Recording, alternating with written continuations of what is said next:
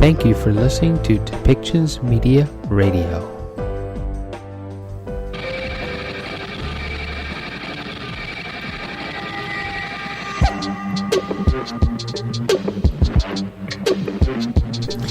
You have tuned in to the Community Living Podcast with Kelly Rayburn, Paul Gilbert, and Michael Klogs.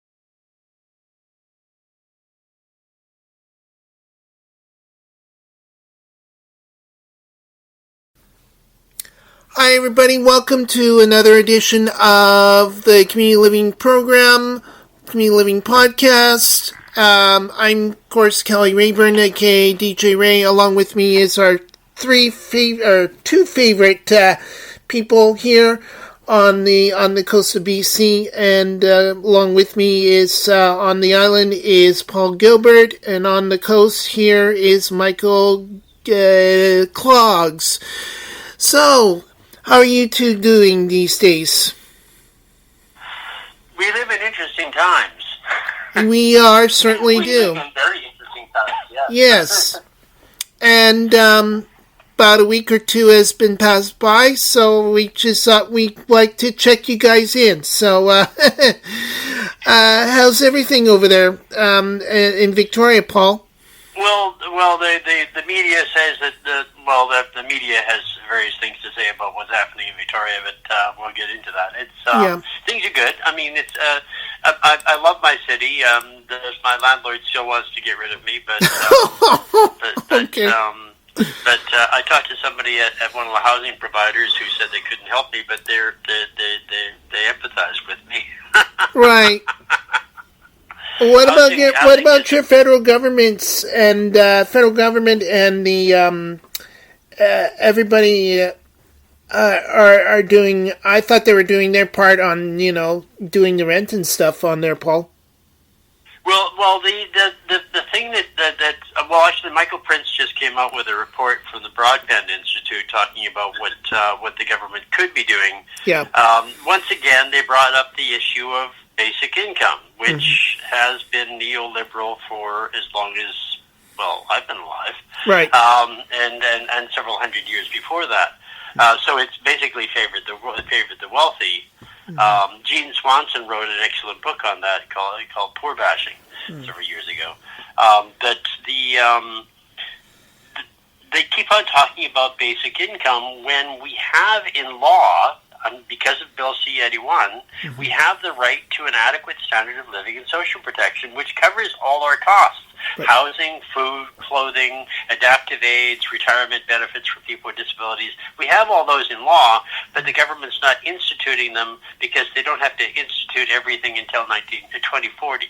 Okay. So we have those rights. It's just that nobody ever talks about them because it's not. I don't imagine Michael Prince would be invited to sit on too many committees if he was promoting it. Oh, true.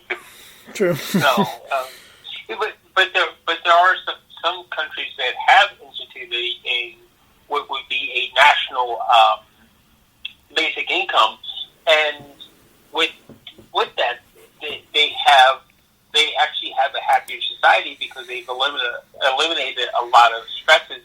And with those stresses, when they disappeared, they also eliminated a lot of hatred and bashing and discrimination towards certain sectors of society.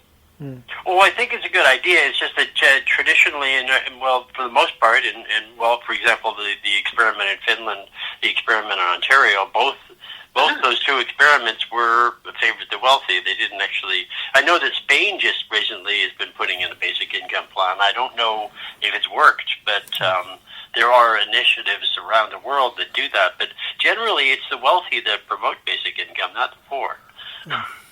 So we do have rights under the Convention on the Rights of Persons with Disabilities. There's enough money. We're supposed to have enough money to live on and to retire with, and to have adaptive aids. And there's the International Convention on Social and Cultural Rights as well that was never brought into law, but it guarantees a right to a basic income that is actually met. The difference between basic income and these international legal agreements is that they're geared towards making sure your needs are met. Right. Whereas the basic income plan, they just sort of seem to arbitrarily pick a number. It's not. Right. It's not. And I can understand that, because if you're in government, if you're a politician and you have to get elected in 3.5 years or 4 years, you're not really in a position to develop these sorts of things that need to be developed to actually make something that works. Right. But people have been working on this for decades to make something that works, and that's where it's in international law. So that's why I keep on encouraging people to look at that, because it's we've done the work. We should use it. Yeah. I think that there's other things that the government should do in the lines of housing subsidies and things like that. Like we do have easy housing and things like that here in British Columbia. Conversely, when you look at, I'm going to point to a program that exists in the U.S. It's a federal program. It's called HUD, and Housing and Urban Development. And under that program, a family can actually get the federal government to pay over 90% of their housing costs. Nice. Yeah, which is something that you wouldn't expect to see coming from out of such capitalism as exists there, but it exists, and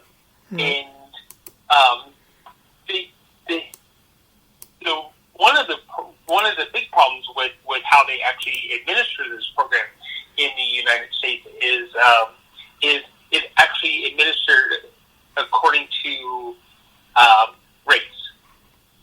You find that minorities take up most of that of HUD. They take up most of the housing. Well, that's it. Yeah, it's kind of reverse discrimination, but if you want to get on it, it's part of the thing. The most marginalized part of the U.S. population, and Canada as well, is visible minorities.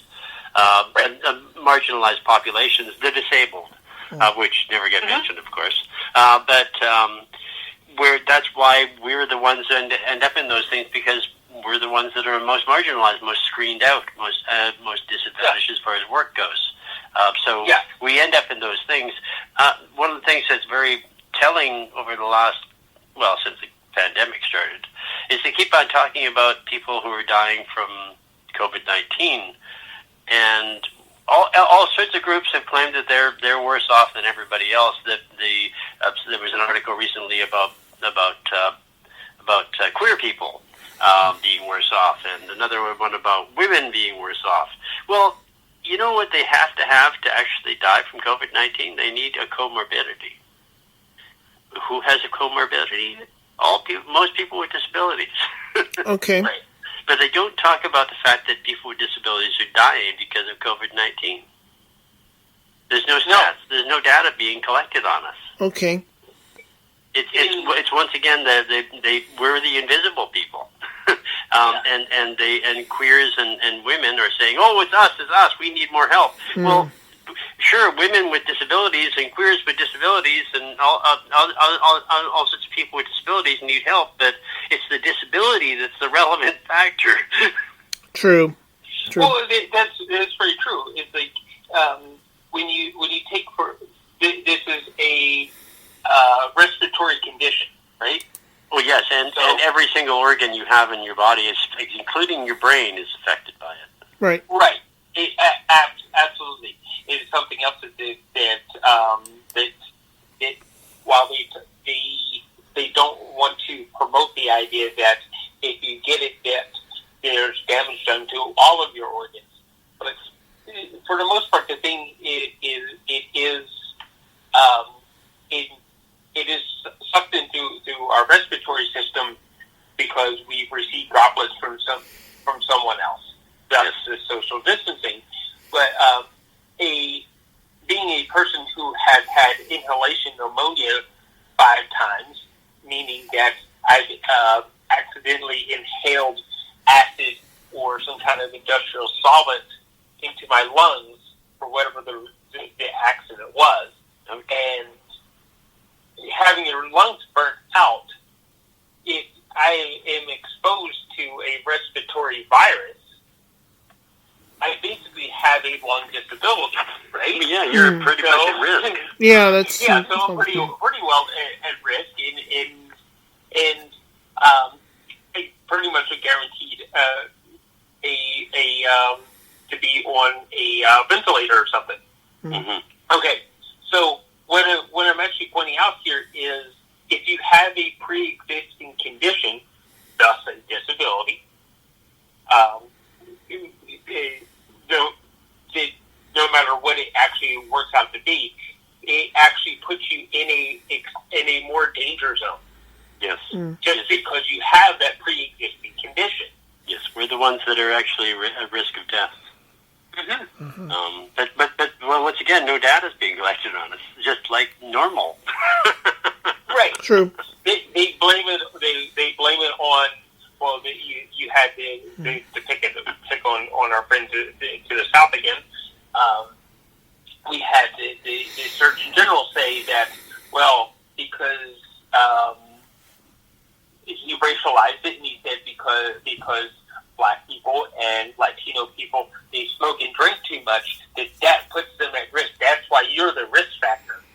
Oh, I know. He's quite amazing. I was watching him about a couple of weeks ago, talking about the fact that dismissing the fact that there's a problem because there's all these people with comorbidities. Well, once again, they talked about us, but they didn't mention us.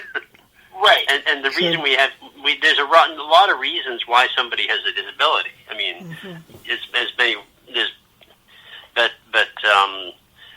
I don't know. Our human rights are pretty much ignored. Well, absolutely. And you see that happen also with as somebody goes off the war, they come back with a condition or missing a limb or something like that. Now all of a sudden they're marginalized. Mm-hmm. Well, yeah. Well, their employment rate and their but when they left, they were the hero. Yeah. They come back marginalized. Yeah. Yeah. It's well, actually, to go back to your talk about your point about HUD and the housing availability in the U.S. Mm-hmm. The U.S. spends more on social programs than Canada. Canada spends less on social programs than most industrialized countries, which is really interesting because we have a reputation for doing more, but we don't. Yeah. The OECD does reports routinely every few years on that, and we're not doing very well as far as looking after our people. Well, it boils down to most people look to see the big thing is that Canada has government provided health care. Right.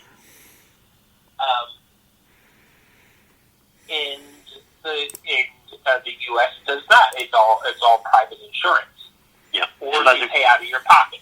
Yes, unless of course you qualify for because you're so low income or poor. You what's the name of their program? Medicaid or something. Medicaid, yeah. That Medicaid is actually has been very good, but of course the Trump administration has been trying to destroy it. But it's been very good for Americans. What Bernie Sanders' proposal was to extend Medicaid from zero to death, so everybody has it. But right. again, we have this program, so modify it so that more people qualify for it. Right. What happens in the U.S. with that is you have a regular full-time job, and you make enough of an income that you can afford your own housing, and you can afford to get backwards and forth from work fairly freely. But when they get ready to hit, your employer deducts money for your healthcare premiums, because it's a privatized thing. That now you don't have enough money for anything. And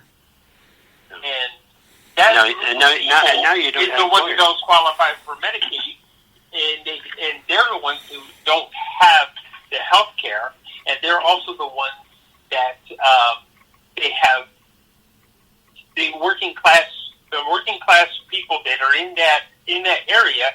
They're the ones that were really hit hard by COVID-19 because they couldn't afford to take off from work, Right.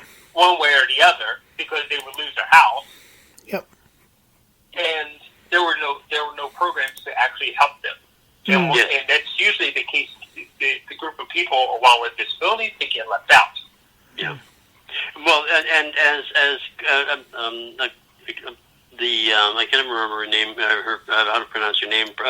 When Cortez, the left-wing congressperson or senator from New York, and she points out that the unemployment rate is sort of a bit of a laugh, because when you have to have 4 jobs, naturally the employment is good. But right now, people don't have jobs because they can't go to work.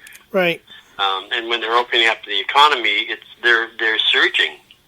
They're surging in the U.S. and I don't know when we're ever going to open the border again. If America is going off the rails as far as more and more cases, we can't afford to let Americans into Canada.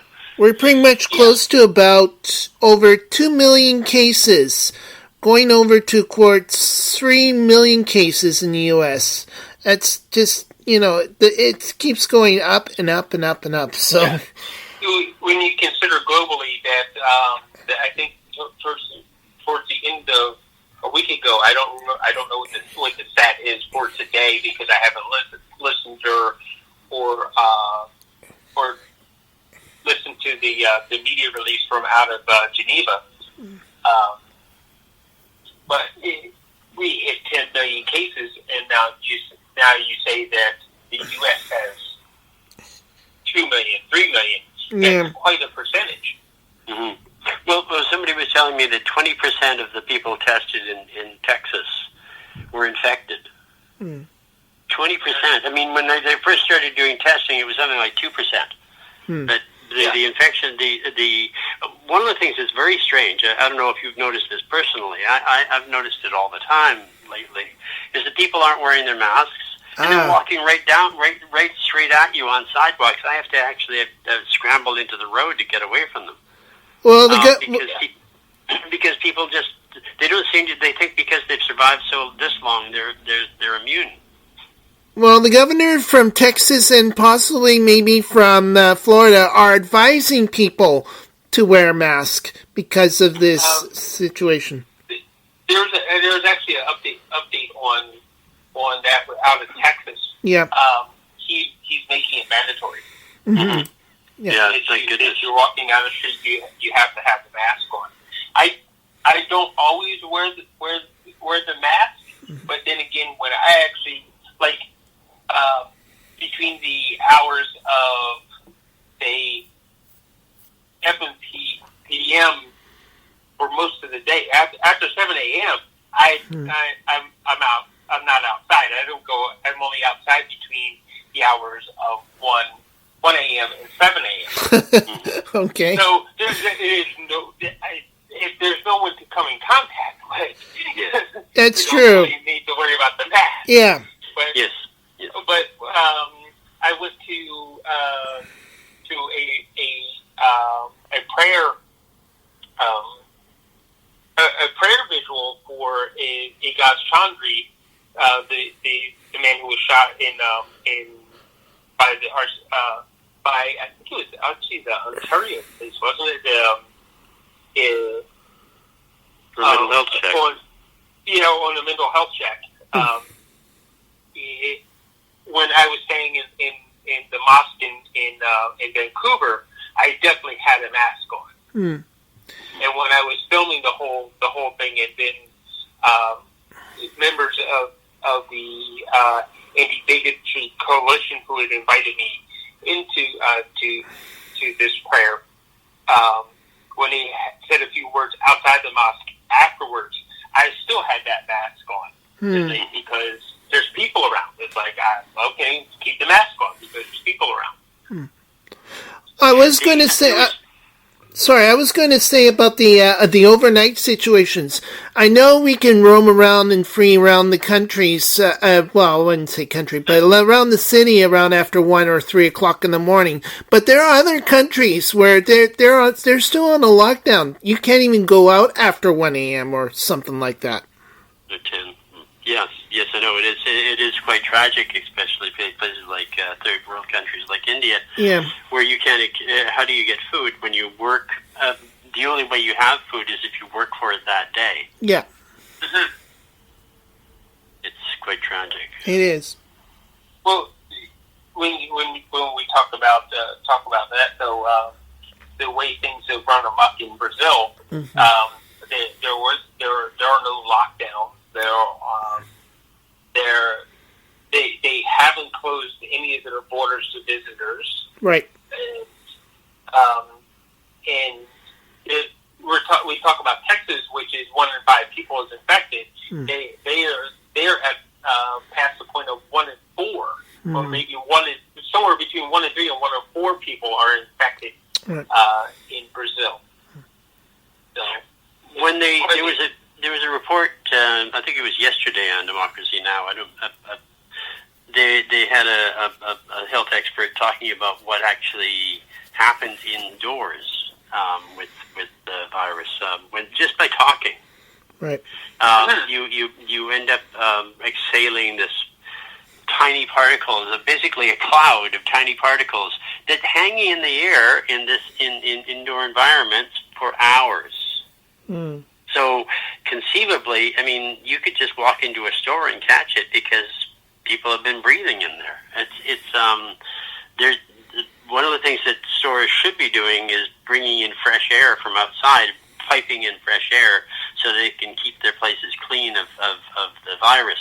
It's going to be harder in the wintertime, but right now it'd be a good idea if they actually piped in clean air so that they can, because the particles collect in clouds in their environment. Right. Okay. Open the dampers and let the air through. Yeah. The disability legislation provincially has been delayed. We were looking forward to having disability rights in BC, but they're going to wait until after the election now to do something about that, which is a bit of a problem. But at the same time, during their consultation, they eliminated the right to a basic to an adequate standard of living and social protection. Them and their charitable nonprofit charity representatives and business reps that they have talking for people with disabilities all eliminated that, which is a major problem because the main thing, I mean, unless you actually can afford to participate in society, you can't. So that's basically the foundation for what we need to be able to actually have people participate in society.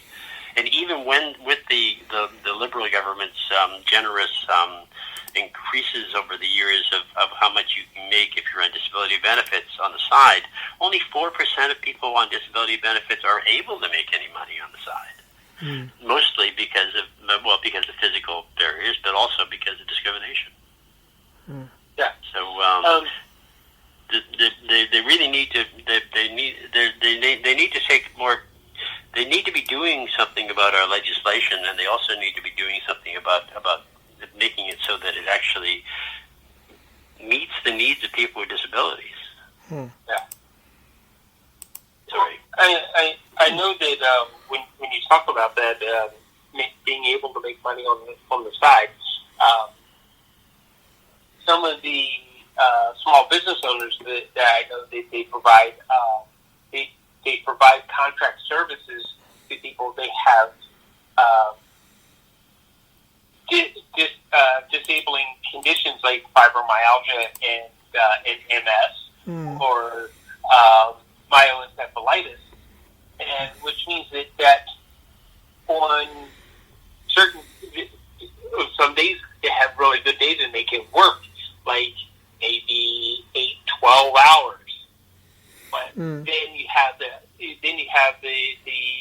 bad day that they can't even get out of bed. Yes.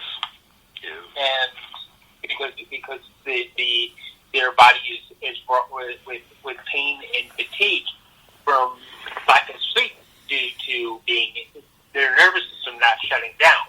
When you sleep, your nervous system shuts down to a certain point when you sleep, and if you can't get your nervous system to that level, you won't sleep soundly. And so that's where the fatigue comes in. And so yeah, they can't hold a regular job because of that. So they turn to making extra money on the side, but then they get penalized for with the government clawbacks because you made X amount of dollars too much, so we're gonna take all that back. So when do they ever have a chance to get ahead? Even worse, if they have children and their children have a part-time job, that gets clawed back. Yes, absolutely. I mean, that welfare is what they're giving people with disabilities welfare when they really should be giving them a pension. It shouldn't have anything to do. I mean, it's a right, and it's a right because of the level of discrimination we face. The fact that we can't get work, that when we get work, we get marginalized and we get underemployed and underpaid and have no opportunities for advancement, and then often our precarious work just cycles, and we have lots of precarious jobs, so we can't even get interviews for jobs that we want because our employment history looks atrocious. So, I mean,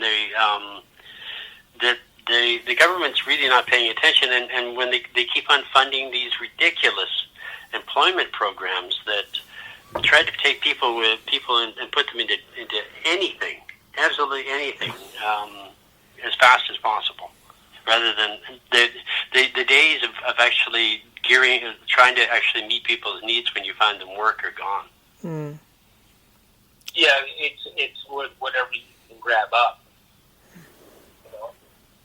Yeah, I spent 20 years, over 20 years as a vocational rehab consultant, and it's a lot. It's not an easy job. If you're going to do it properly, you have to work really hard to meet people's needs and be aware of the economy and what's happening, and do a lot of cold calling and meeting with employers and making arrangements. And arranging training. It's not an easy job, but now they don't have people doing it. Well, speaking, they think that they can use an algorithm and a computer to do that work, and AI at this point it's still too dumb to be able to do that to replace that person. You know. Yeah. Well, no, I mean, to a large extent, it's just the government's just not interested in thinking about it.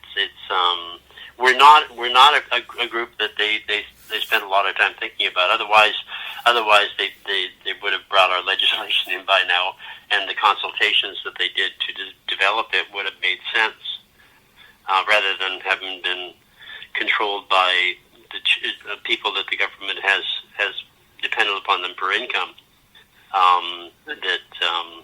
Naturally these people are not going to raise any issues that the government doesn't like. If their incomes are dependent upon government goodwill.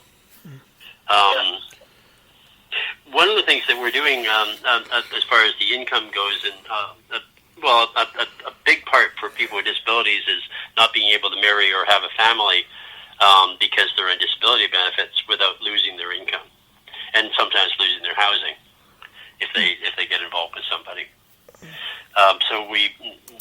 trying for years to get reporters to report on it and get it published someplace, but producers and editors won't publish it. It just there was a story in Ontario a while ago from somebody who's in the newspaper quite routinely talking about disability issues, but nothing here, and it's not really been elaborated much about what the problems are. So we've decided, the Disability Caucus and I have decided to do a documentary on it. And we're working on getting on arranging funding for that, because it's a crisis for most people with disabilities. If they end up in disability benefits, they can't have relationships. They end up being single because and really, why should somebody not be able to have a life? And that is so true. I know somebody that you don't necessarily always think of diabetes as being something that would completely debilitate somebody, but when you have a situation where you're diabetic and something happened, he got injured, and the injury never healed. So the injury was to his foot and the ankle. It didn't heal, and now he can't walk because of this wound not wanting to heal, so that he can actually stand up on his feet and work. So, or even just simply, it's even more than that. He can't even get out of his apartment because of the injury, and the injury not healing. So he in order to keep benefits and keep housing and just to be able to keep some semblance of, he actually got his wife to file for divorce. Yeah. And she actually she visits him, but she has to live with friends on the other side of town. This is in Edmonton, Alberta. Right. You know, you're going to find these cases pop up not only in BC, you're going to find them pop up all the way across Canada because they decide that, well, you have a spouse, so we're going to. It's not just the provincial programs; it's also the federal programs. That they decide that, oh, we need to call all that income back because you should have.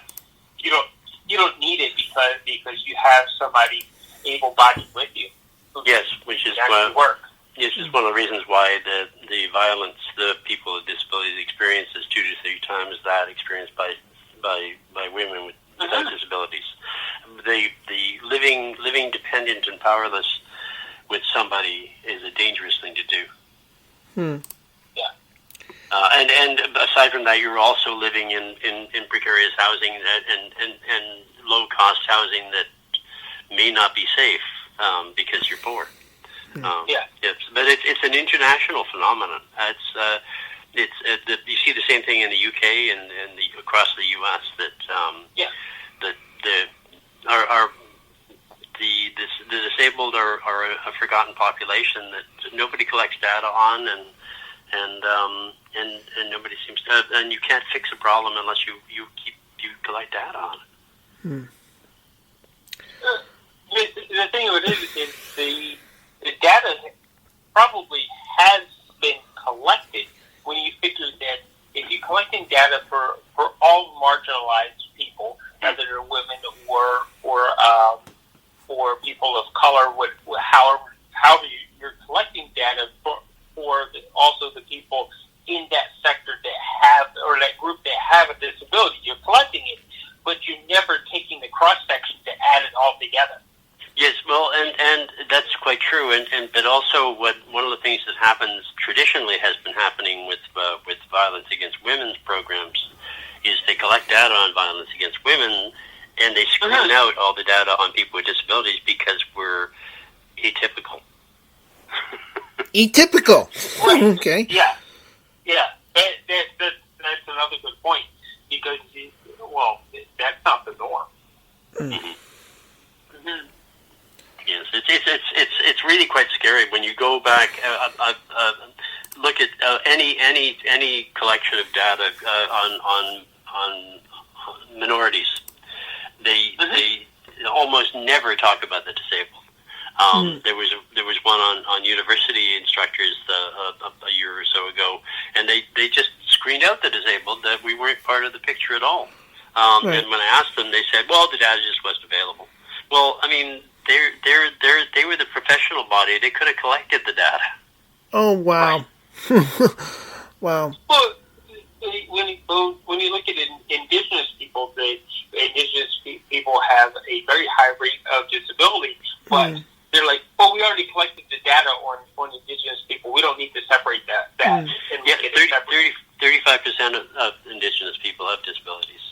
And but when they talked about the Convention on the Rights of Persons with Disabilities in Canada, the indigenous leadership refused to participate. Yeah. Which is really, I mean, indigenous people with disabilities are invisible and they have no voice at all. It's really quite disturbing. But you find the same thing with visible minorities, indigenous, racialized populations. You'd never hear from them. The people with disabilities in those populations. It's a major problem, and I don't know what we're going to do to fix it. Yeah. Well, on that note, I wanted to move on to another topic, and of course, you're tuned into the Community Living Podcast. I'm Kelly, the moderator. Along with me is Paul Gilbert, who's in Victoria, and Michael Clogs, who's in White Rock. I want to go on to what you guys want to talk about is the provincial legislature on Bill 19. This is the COVID-19 Related Measures Act presented by Honorable David Eby, the Attorney General. Everything on defense definitions and applications on it, and everything on COVID-19 provisions.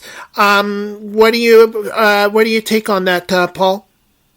Well, let me hear Michael first. Yeah, well, I guess both of you will talk about that. So I just brought it up. So all right, go on. On the surface, as worded, it looks really good in the fact that it's showing that the government is willing to take action in a crisis such as COVID-19. Okay. And they're putting plans in place to ensure that programs will be met to meet people's needs and to support people in such a crisis. Okay. On the surface. Right. But what could be concerning is how the whole thing gets administered. Right. And that's where the government needs to refine the wording so that they're telling us how they're going to administer this bill so that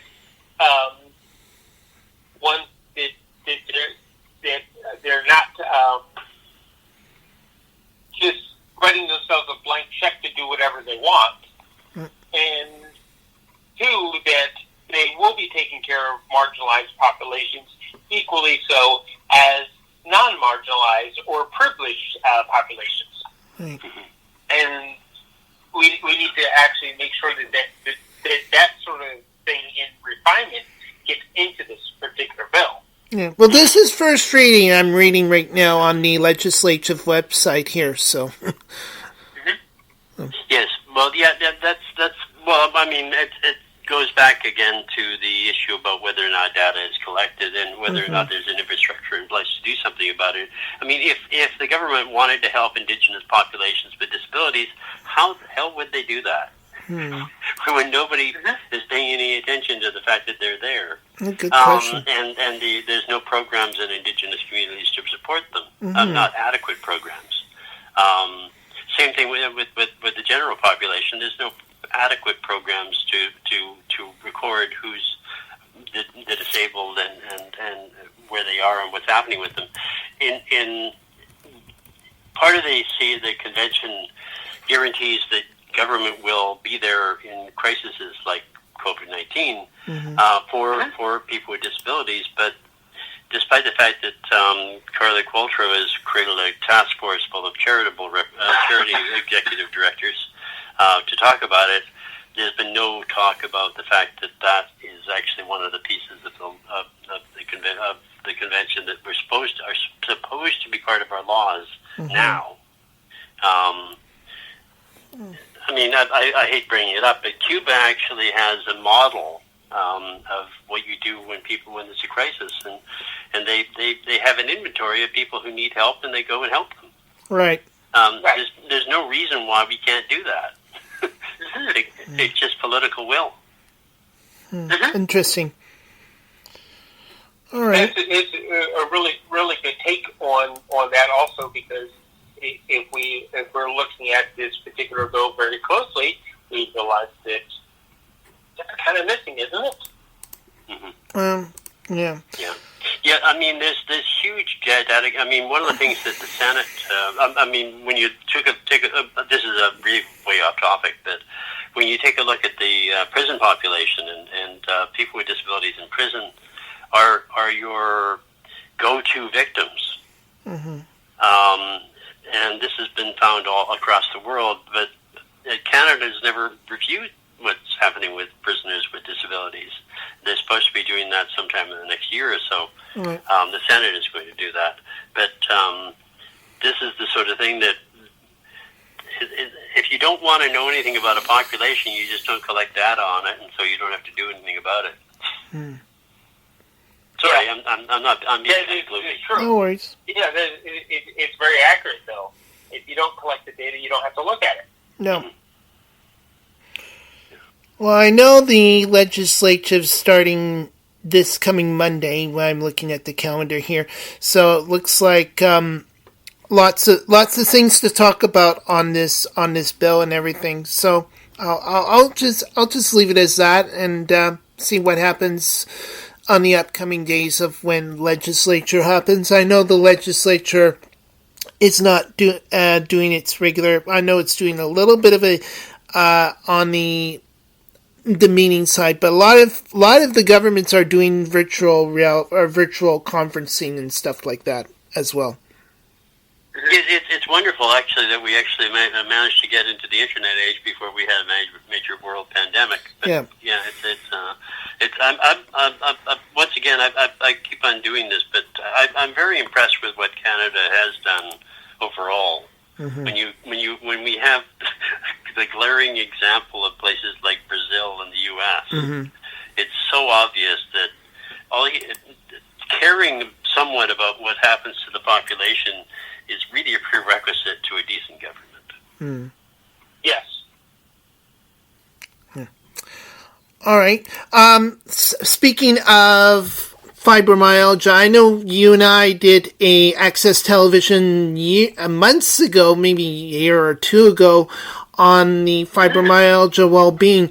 Michael, maybe you can tell your listeners on our podcast what's been up to and everything, and have you been seeing your friends on fibromyalgia or anything like that? Well, currently, because there has been for people with disabilities, there is an ongoing housing crisis. Yes, and of course, no one is really getting back to Paul is saying that no one's really collecting the data like they should on what is really going on. But as the housing cost has gone up, yep. The pay for people with disabilities has not actually gone up, and that I think correct me if I'm wrong on this one, but we're more than double what people can collect on disability on government disability versus what an average rate would be in Victoria or the Lower Mainland, right? Oh, way more than that. I'm actually well, the housing allowance if you're on disabilities is $375. Yeah. There's no such thing as rent for $375. I mean, my rent is in the apartment they're renovating right now will double. Because this is something, and the government actually, their efforts to deal with renovictions doesn't seem to have had any effect. But I can understand that. I mean, these people that are doing these multinational organizations that are investment groups that are buying up property all over the world and renovating it and increasing costs. They're gigantic and they're very powerful. Mm-hmm. So the fact that the government isn't doing enough, it's understandable to some extent, because look what happened in the 70s when the NDP did do things. Mm-hmm. They were attacked by everyone. Mm-hmm. So it's understandable that the government is a bit afraid of doing things that need to be done, but that's the problem when 2/3 of all wealth are controlled by a handful of people. Mm. They basically call the shots, and the only way we can fix that is if we stop 2/3 of all wealth being controlled by a handful of people. Right. Well, the problem with what's happening with Black Lives Matter and all the protests in the U.S. is only tangentially associated with race. It's associated with socioeconomic inequality. Mm. That's something the government can fix, but it would take courage. Yeah. Right. Well, so with that being said, the housing issue, the fibromyalgia groups, the fibromyalgia Wellspring in Langley and Alder Grove, they've been trying to find ways to rent a property so that they can actually put an extra subsidy to it, that people can live there on the $375, while the foundation takes up the rest of the cost. Excellent. They have one unit in place right now, and they're looking to do 2 more units. So, and that's with this. Well, it's great that they're doing it. Mm-hmm. We need more than just one group doing it, because they're only effective in Lyman, BC right now. Mm-hmm. So, have you two been following what's been happening with what's been called postmodernism or woke ideology? Because there's a movement actually all over the place. It's actually, if you take a look at things like the Dark Horse podcast, or people like Jordan Peterson talking about the attack on liberal, basically the foundation of our society, of liberal democracies, which is the idea that the belief in science, the belief in liberal values that came from the Enlightenment. These things are actually systematically under attack right now, and it's not obvious to people because but it's happening, and there's people are only starting to respond to it. Mm-hmm. The education systems, the universities have been co-opted, and it's getting steadily worse. That you are expected to. It's not a democratic. These social justice warriors are not pushing for social justice. They're pushing for conformity to an ideology, and either you accept their ideology wholesale, or you'll be canceled and basically screened out. Sorry, I'm bringing something in that's really sort of way off the main, but it's still important in a way, right? It's a crisis. We're facing a crisis where the very foundation of our society is being attacked. Right. So I don't know. I would suggest that people follow people like the Dark Horse podcast and people like Jordan Peterson to find out about what actually is what the threat is and how real it is, because it is serious, really very serious. And if you believe in human rights, if you believe in the rule of law, if you believe in science, if you believe that reality exists, and it's not just a matter of opinion, then your side has been chosen for you if you believe those things. Okay. Well, I'm going to leave it for other news right now. Do you have any other news to come up that is federal, locally, internationally? No, not really. No, not really. Well, I mean, there's a lot of different things happening, but yeah, I think we've covered an awful lot of weighty topics. Can we talk about something positive? Yeah, well, we could say that. Yeah, anything good that has happened over the news? Paul? Well, go ahead, Paul. Oh well. One of the things that I think is really cool is that there are calls for. I mean, even though I don't agree with the idea of a basic income, I think that it should be based on rights and the rule of law. I think the Broadband Institute is calling for something for programs and actions to protect people with disabilities in the face of COVID-19, and the need for major reforms to do that is very positive, and we need there needs to be more backing for that. I think the fact that that the Broadband Institute is pushing for it is pretty significant. Michael, were you going to say something? I was going to say that one of the really good things is happening is they're opening up the long-term care homes to visitors. Now it is going to be a designated, isolated area that you'll be able to go visit loved ones in long-term healthcare facilities. Yep. You're not going to be able to run amok through the whole facility and building, but at least it's going to open up enough that if you have your mother, your grandmother, something like that, that you'll be able to go visit that person, or have a designated family member go in and visit and just check on them, make sure that things are going the way it's supposed to, because it's really been kind of a scary couple months that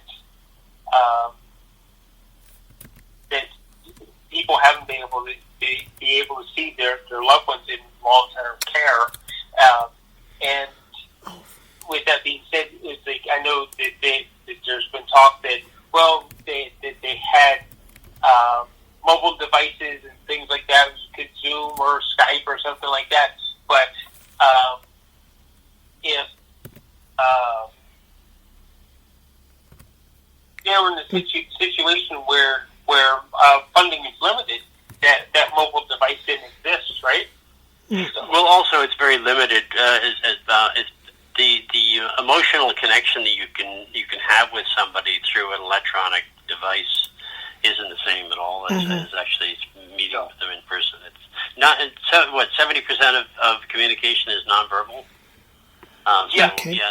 You're not really having the meeting you really need to. Yeah. Well, with that being said, right? And this is since we're talking about the science-based stuff on all this, we all are in some way or form a light source, and that light reflecting that energy that emerges from one being to another being. We tend to want to discount it, but it's very real.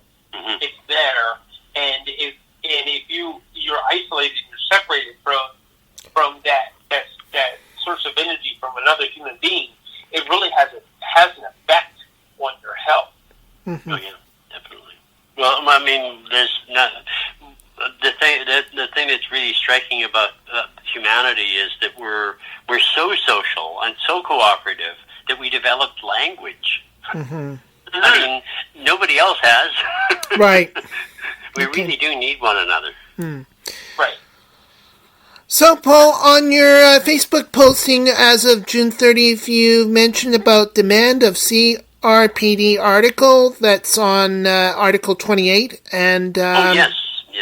And go check it out if you're on the BC Disability Caucus. Go on to facebook.com/BC Disability and just visit the group and all that sort of stuff.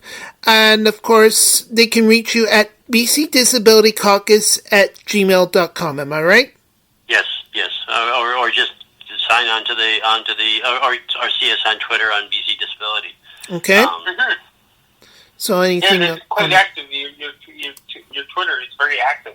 Yeah, and then also on Facebook as well. So both either on Twitter and Facebook. I don't have a life. I have social media. Yeah. But it's good to know to have all these postings and stuff. It can be very interesting stuff too. So yeah. So and sometimes it's some of the comments that come back after you posted something that's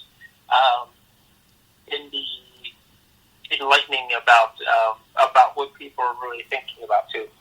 Oh yeah, yeah. That's the thing. That the reason for the Disability Caucus to be born was to give people with disabilities a voice. Exactly. Because we just don't have we don't have enough opportunities to actually express ourselves. Right. So there you go. You can check it out on Facebook as well. Any other? You're on Twitter. You're on Twitter as well. So any other? And on LinkedIn for those people who want to promote their careers, they can also talk about disability. All right. Good enough. And Michael, how to get a chance to contact you on fibromyalgia wellspring situation? You simply go to depictions.media. You'll find all of our news sources right there. Of course, the Fibromyalgia Wellspring Foundation is the Fibromyalgia Wellspring Foundation.com. Okay. And go straight to their website and check out what they're doing. They post on a regular basis. They're also on Facebook too. Cool. Tell my friends to say hi and I wish them well and all the best to them. Okay. Thank you. Thank you, guys. Thank you. Thank you. And have a wonderful week. Yep. Have a good week and stay safe, you guys. All right. Bye. Bye. So there you go. That's the Paul Gilbert and Michael Rubin Clogs on the Community Living Podcast. And as for my contact, well, you can always check under my email, send to DJ Ray, that's all in one word, lowercase, SENDTODJREA @gmail.com. I mostly do the late night show on Wednesday mornings at midnight till 6 here on Co-op Radio, CFRO 100.5 FM. We're going to take a break on the late night show for the month of August, but you can still reach me on Mixcloud, mixcloud.com/Kelly-DJ-REA, Kelly-DJ-Ray. There, I'm doing about 5 or 6 parts of it, so it's going to continue on through that the month of August anyway. So check it out and have lots of fun with the music and stuff. That, and of course, that is it for the Community Living Podcast. My name's DJ Ray, or Kelly Rayburn, whichever you want to call me. Anyways, and I'll see you all again soon with the next podcast. Maybe we'll have a summer break or whatever. Anyways, stay safe and wash your hands, and we'll talk to you again soon.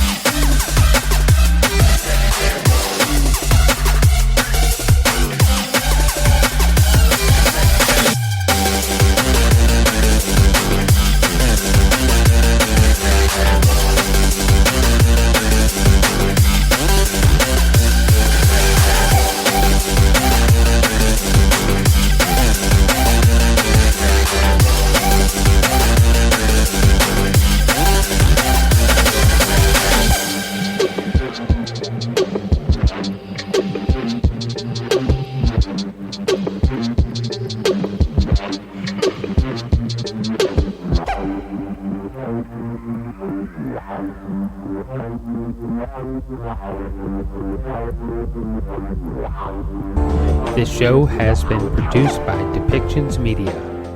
Please contact us at depictions.media for more information.